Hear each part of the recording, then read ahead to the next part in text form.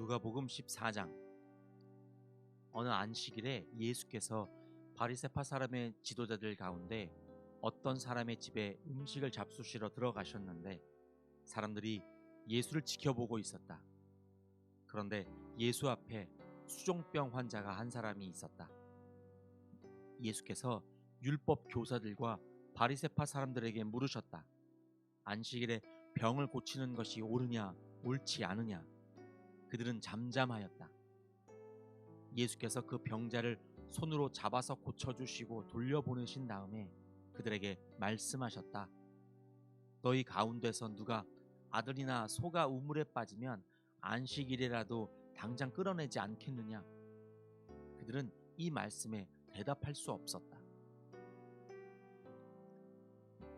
예수께서는 초청을 받은 사람들이 윗자리를 골라 잡는 것을 보시고 그에게 비유를 하나 말씀하셨다.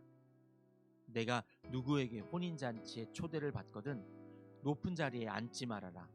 혹시 손님 가운데서 너보다 더 귀한 사람이 초대를 받았을 경우에 너와 그를 초대한 사람이 와서 너더러 이분에게 자리를 내드리시오 하고 말할지 모른다.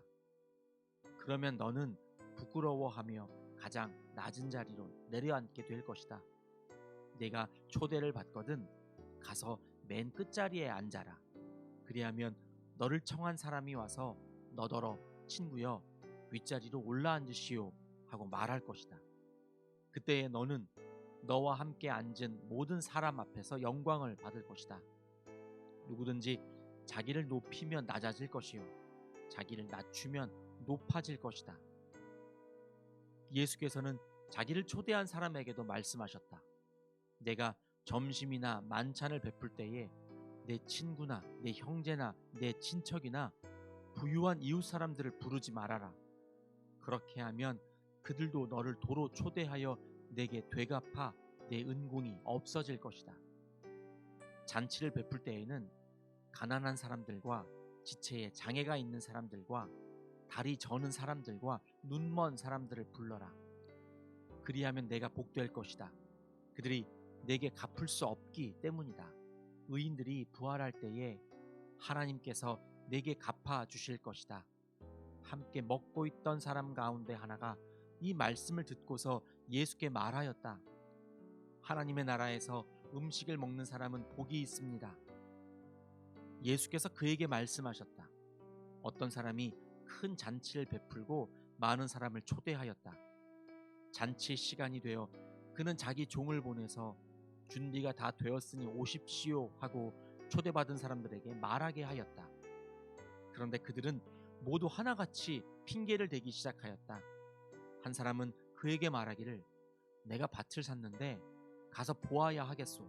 부디 양해해 주기 바라고 하였다. 다른 사람은 내가 결의소 5쌍을 샀는데 그것들을 시험하러 가는 길이요. 부디 양해해 주기 바라고 하고 말하였다. 또 다른 사람은 내가 장가를 들어서 아내를 맞이하였소. 그러니 가지 못하겠소 하고 말하였다. 그 종이 돌아와서 이것을 그대로 자기 주인에게 일렀다. 그러자 집주인이 노하여 종더러 말하기를 어서 시내의 거리와 골목으로 나가서 가난한 사람들과 지체에 장애가 있는 사람들과 눈먼 사람들과 다리 저는 사람들을 이리로 데려오너라 하였다. 그렇게 한 뒤에 종이 말하였다. 주인님, 분부대로 하였습니다만 아직도 자리가 남아 있습니다. 주인이 종에게 말하였다.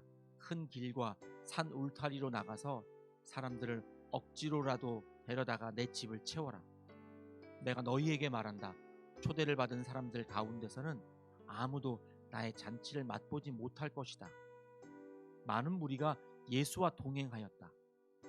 예수께서 돌아서서 그들에게 말씀하셨다. 누구든지 내게로 오는 사람은 자기 아버지나 어머니나 아내나 자식이나 형제나 자매뿐만 아니라 심지어 자기 목숨까지도 미워하지 않으면 내 제자가 될 수 없다. 누구든지 자기 십자가를 지고 나를 따라오지 않으면 내 제자가 될 수 없다. 너희 가운데서 누가 망대를 세우려고 하면 그것을 완성할 만한 비용이 자기에게 있는지를 먼저 앉아서 셈하여 보아야 하지 않겠느냐.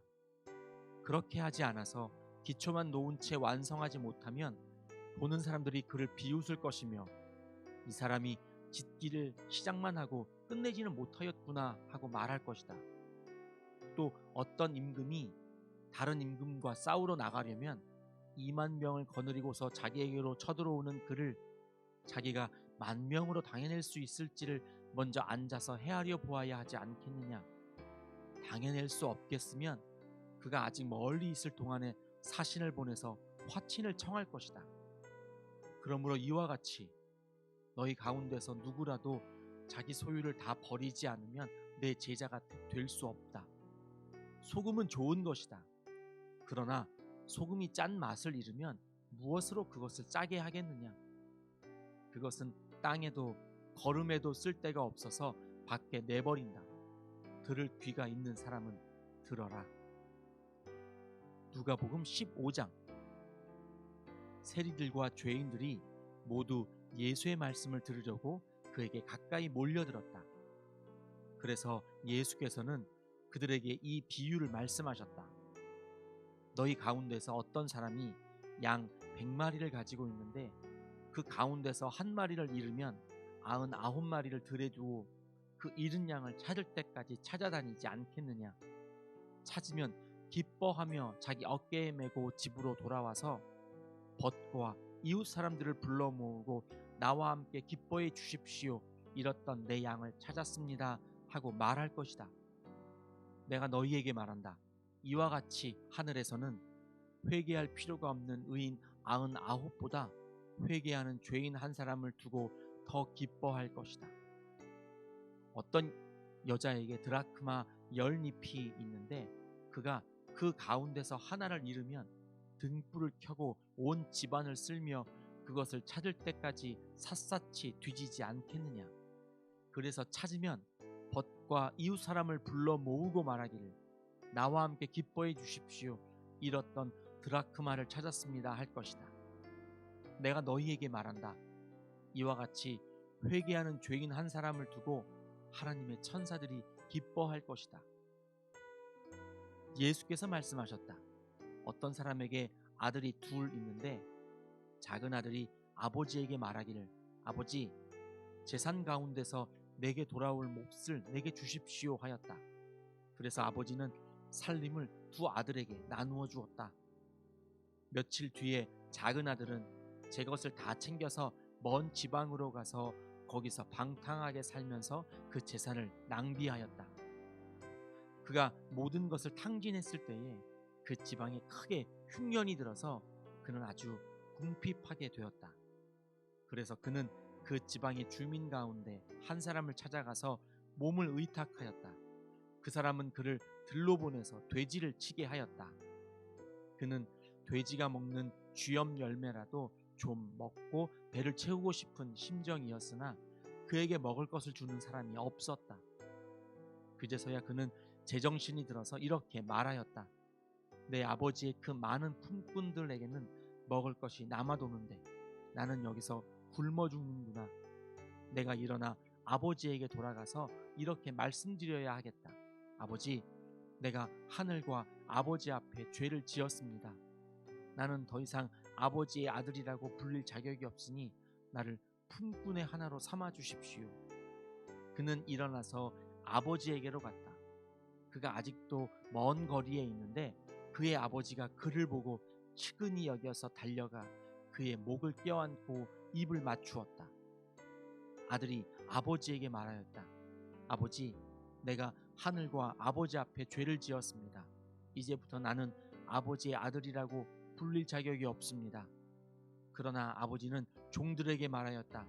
어서 가장 좋은 옷을 꺼내서 그에게 입히고 손에 반지를 끼우고 발에 신을 신겨라. 그리고 살진 송아지를 끌어내다가 잡아라. 우리가 먹고 즐기자. 나의 이 아들은 죽었다가 살아났고 내가 잃었다가 되찾았다. 그래서 그들은 잔치를 벌였다. 그런데 큰아들이 밭에 있다가 돌아오는데 집에 가까이 이르렀을 때에 음악 소리와 춤추면서 노는 소리를 듣고 종 하나를 불러서 무슨 일인지를 물어보았다. 종이 그에게 말하였다. 아우님이 집에 돌아왔습니다. 건강한 몸으로 돌아온 것을 반겨서 주인 어른께서 살진 송아지를 잡으셨습니다. 큰아들은 화가 나서 집으로 들어가려고 하지 않았다. 아버지가 나와서 그를 달랬다. 그러나 그는 아버지에게 대답하였다. 나는 이렇게 여러 해를 두고 아버지를 섬기고 있고 아버지의 명령을 한 번도 어긴 일이 없는데 나에게는 친구들과 함께 즐기라고 염소 새끼 한 마리도 주신 일이 없습니다. 그런데 창녀들과 어울려서 아버지의 재산을 다 삼켜버린 이 아들이 오니까 그를 위해서는 살진 송아지를 잡으셨습니다. 아버지가 그에게 말하였다. 얘야, 너는 늘 나와 함께 있으니 내가 가진 모든 것은 다 내 것이다. 그런데 너의 이 아우는 죽었다가 살아났고 내가 잃었다가 되찾았으니 즐기며 기뻐하는 것이 마땅하다. 아멘.